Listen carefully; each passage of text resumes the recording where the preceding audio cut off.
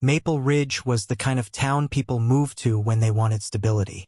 Tree-lined streets, modest single-family homes, and neighbors who waved without asking questions. It wasn't wealthy, but it was comfortable, and that was enough for most families who lived there. For Emily Carter, Maple Ridge represented safety. She had moved there 3 years earlier with her 8-year-old son, Noah, after a divorce that left her emotionally drained and financially cautious. Emily worked as a medical billing coordinator at a regional hospital, balancing long hours with school pickups, packed lunches, and bedtime routines. Her house was small but well kept, with a narrow driveway, a fenced backyard, and a porch where she drank coffee before sunrise. Emily followed rules carefully. She had to. The Maple Ridge Homeowners Association governed the neighborhood with a thick binder of bylaws, fines, and regulations. Emily read every page when she moved in, highlighting sections late at night while Noah slept. She made sure her trash bins were placed correctly, her lawn stayed trimmed, and her mailbox met the approved color guidelines. For 2 years, there were no problems. Then Linda Hargreave became HOA president. Linda had lived in Maple Ridge longer than anyone else on the board. She was retired, meticulous, and deeply convinced that order only existed when rules were enforced aggressively. She believed compliance was a sign of respect and that exceptions weakened authority. Emily became visible the week Linda took office. It started with a notice taped to Emily's door, accusing her of leaving trash bins out past the approved retrieval time. Emily checked the timestamp on her security camera. The bins had been pulled in 14 minutes late, after she returned from a double shift. The fine was $50. Emily paid it quietly. A week later, another notice arrived, this time for weeds along the fence line. Emily spent her Saturday pulling them by hand. A fine still followed. Then came the driveway issue. Linda claimed Emily's car leaked oil, staining the concrete. Emily had the vehicle inspected and provided documentation proving there was no leak. The HOA dismissed it as insufficient. More fines followed. Neighbors noticed. Emily noticed too.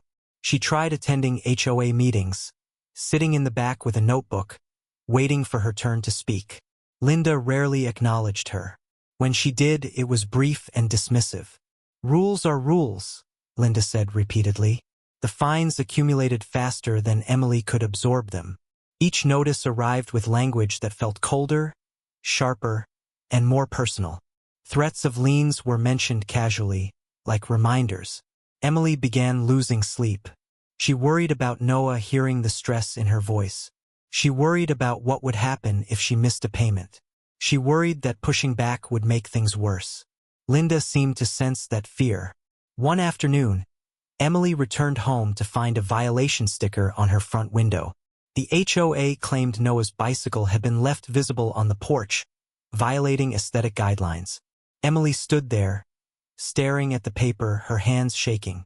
That night, she cried in her kitchen after Noah went to bed.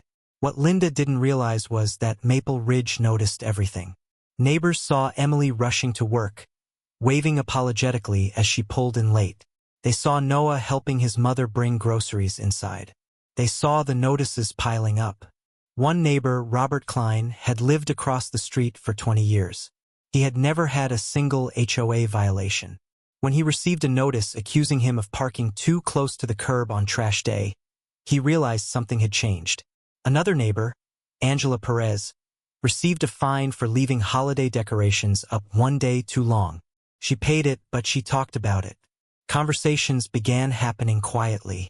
Emily wasn't the only one being targeted, but she was the most vulnerable. Linda escalated. A formal letter arrived claiming Emily's home was approaching non-compliance status due to repeated violations. The letter warned of possible legal action if issues were not resolved.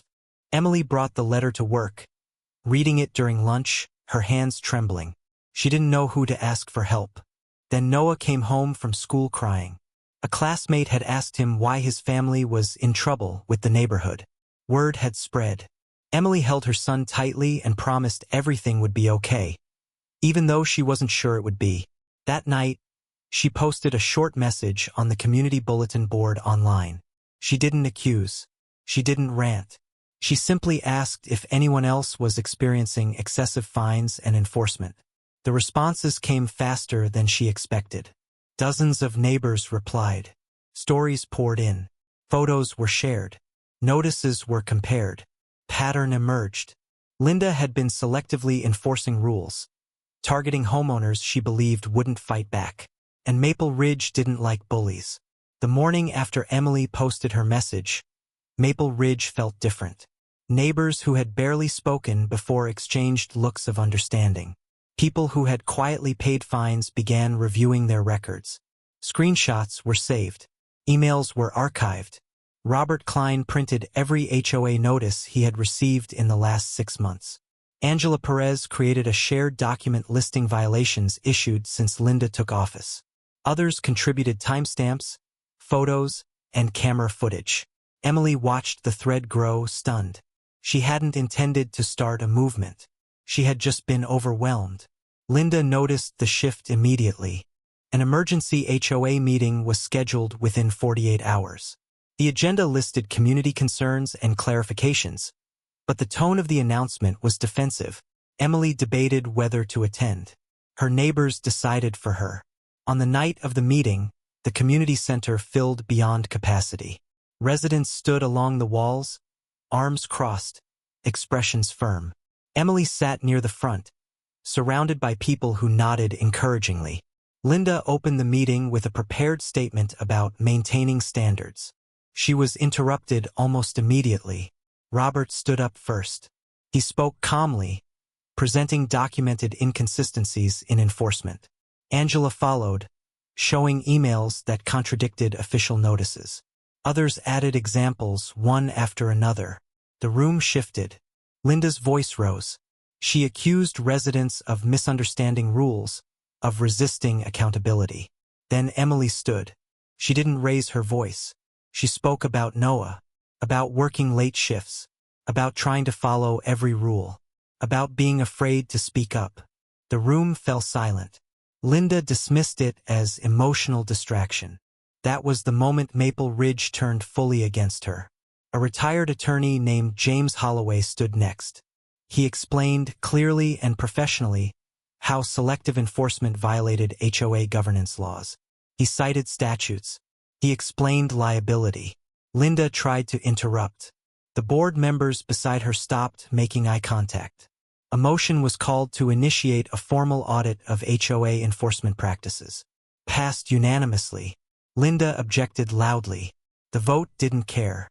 Over the next week, the audit uncovered serious issues. Violations had been issued unevenly. Some homeowners had never been fined for identical infractions. Others, like Emily, had been fined repeatedly for minor issues. The findings were undeniable. The HOA's legal counsel resigned.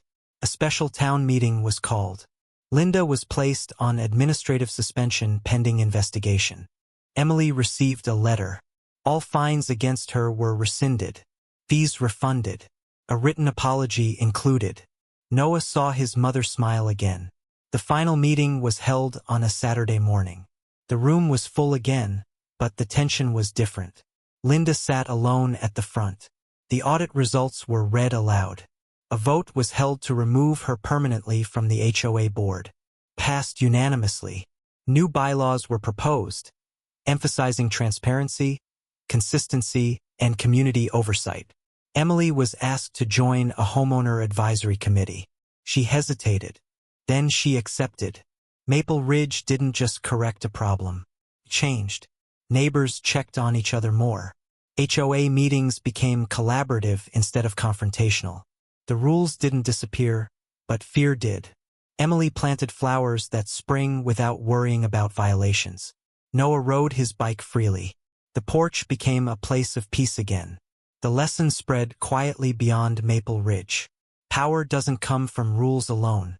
It comes from fairness. And when injustice targets the vulnerable, a community decides who it really is.